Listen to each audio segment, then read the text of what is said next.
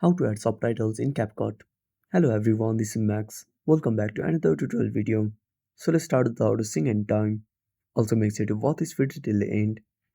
So first of all, open up CapCut on your device.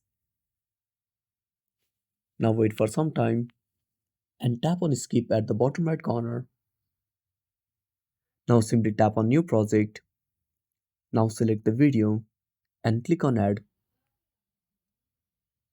Now at the bottom right corner, simply tap on captions. Now if you want to auto generate the captions, tap on auto captions and tap on generate. Now wait for some time.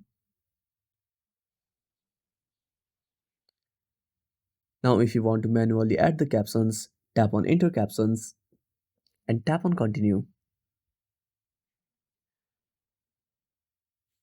Now type your caption. Now simply go back and tap on done. Now unselect voiceover and tap on next. Now select the caption duration.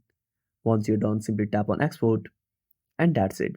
Thanks for watching. Make sure to subscribe our channel and hit the bell icon. See you in the next video.